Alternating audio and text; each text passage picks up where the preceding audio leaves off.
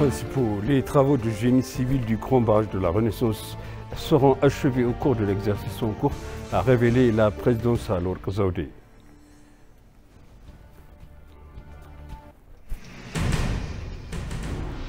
La conférence annuelle African Kaizen a débuté à Addis Abeba avec l'objectif de diffuser les activités Kaizen à travers le continent.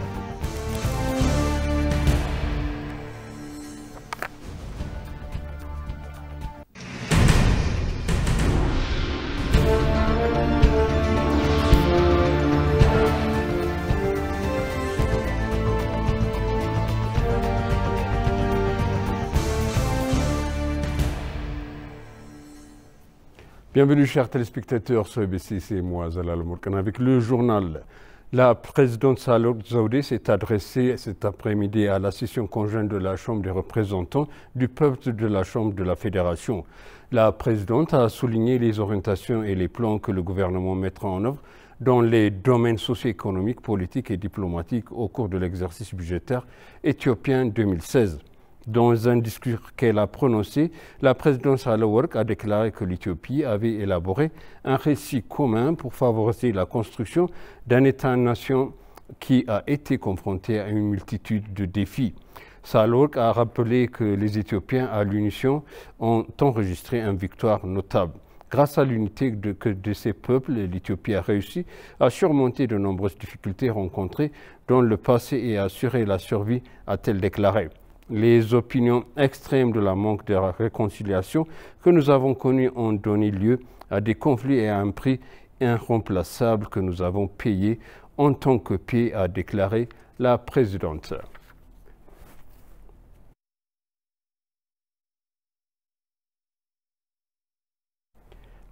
La présidente Sahle-Worq Zewde a déclaré que la réalisation diplomatique enregistrée au cours de l'année budgétaire éthiopienne terminées seront encore renforcées. Ouvrons aujourd'hui la session conjointe de la Chambre des représentants du peuple et de la Chambre de la Fédération. La présidente Sahle-Worq Zewde a déclaré que la diplomatie éthiopienne se libère des pressions internationales et revient à des relations diplomatiques régulières.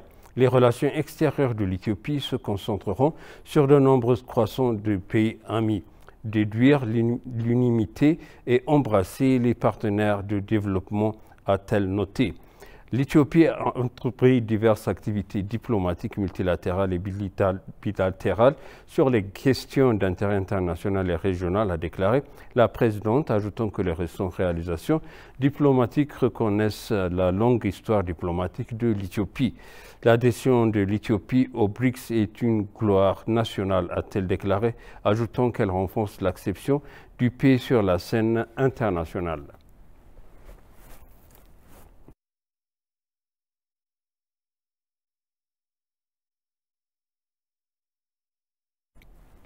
Dans ses remarques concernant les activités économiques du pays, la présidente a déclaré que plus de 3,5 millions de nouveaux emplois ont été créés l'année dernière grâce à la forte croissance économique. L'Éthiopie a enregistré des réalisations concrètes alors que la réforme économique nationale du pays transforme des défis en opportunités, a-t-elle ajouté. La présidente a souligné l'ouverture de la 160e nouvelle usine de la carte de l'initiative Laisser l'Éthiopie produire qui a été lancée en vue d'accélérer les secteurs d'industrie.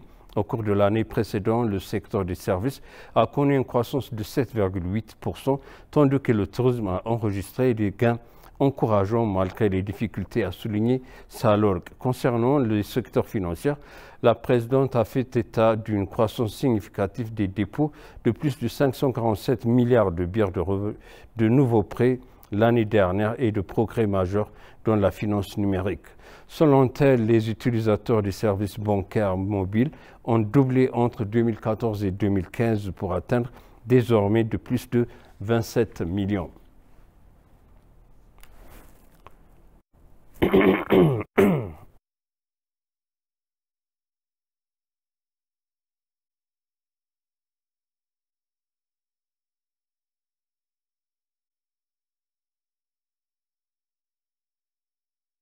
Les travaux de génie civil du Grand Barrage de la Renaissance hydroélectrique seront achevés au cours de l'exercice en cours, a révélé la présidente Salor Zodé.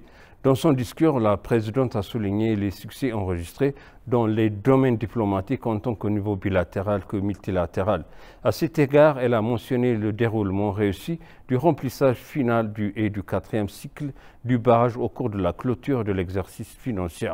La présidente a déclaré que la construction du grand barrage de la Renaissance hydroélectrique atteint plus de 90%, ce qui indique que le grand barrage joue un rôle déterminant dans la réalisation de la prospérité de l'Éthiopie. Le grand barrage de la Renaissance hydroélectrique n'est pas seulement une ressource d'énergie électrique. La présidente a souligné que le projet englobe également le tourisme et les ressources en eau qui sont vitales pour la protection de l'environnement.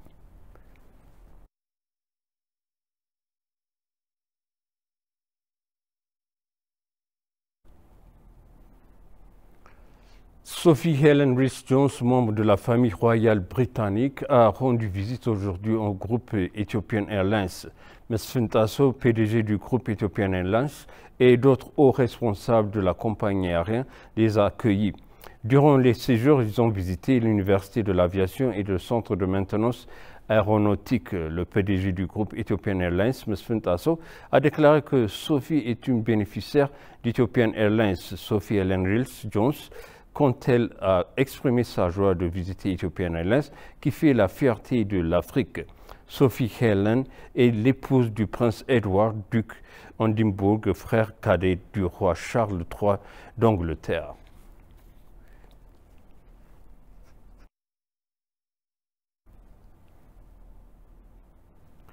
La présidente du comité de l'Ethio-China Friendship Corporation, Betty Zhu, a déclaré que les investisseurs chinois tenteraient d'entrer dans le produit par le parc industriel.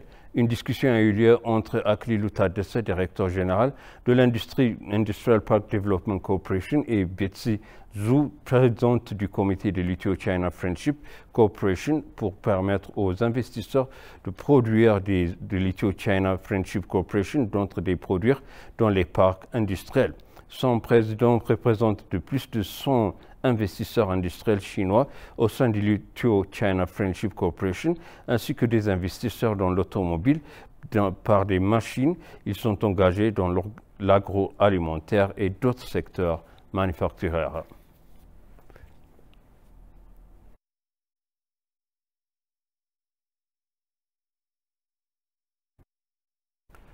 La conférence annuelle africaine Kaizen a débuté à Addis Abeba à l'objectif de diffuser les activités Kaizen en travers le continent. Kaizen est une approche gestion axée sur l'amélioration continue de l'augmentation de la productivité, l'amélioration de la qualité et le renforcement de la compétitivité. S'exprimant lors de l'ouverture, le ministre de l'Industrie, Malakou Abel, a déclaré que le mouvement Kaizen en Éthiopie avait connu une croissance remarquable au cours de la dernière décennie. L'ambassadeur du Japon en Éthiopie, Ito Takako, a rappelé l'engagement pris en 2016 par l'ancien Premier ministre Shinzo Abe d'augmenter la productivité de 30% dans les usines africaines utilisant Kaizen. Plus de 400 représentants d'une demi-douzaine de pays participent à cette conférence de 2 jours.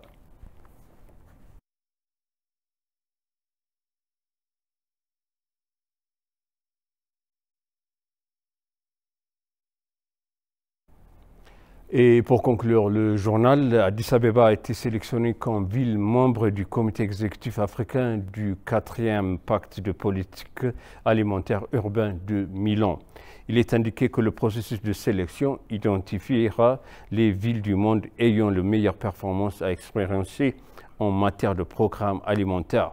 L'accord de Milan sur la politique alimentaire a été créé en 2015 par la municipalité du Milan dans le cadre d'un accord entre le plus de 200 villes visant à promouvoir la coopération entre villes, l'échange de bonnes pratiques et de développer un système alimentaire urbain est l'objectif. L'élection du comité exécutif de l'accord de Milan sur la politique alimentaire a lieu toutes les 2 ans et la ville du Sénégal, Dakar, a été élue membre africain du comité exécutif selon la maire.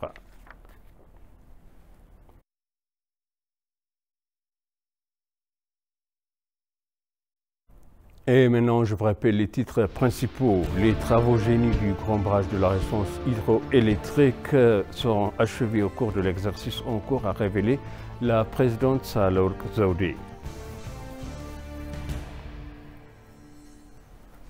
La conférence annuelle africaine Kaizen a débuté à Addis Abeba à l'objectif de diffuser les activités Kaizen à travers le continent. Chers téléspectateurs, ainsi s'achève le journal. C'était moi, Zalal Mourkana, avec vous et je vous souhaite une bonne suite de programme.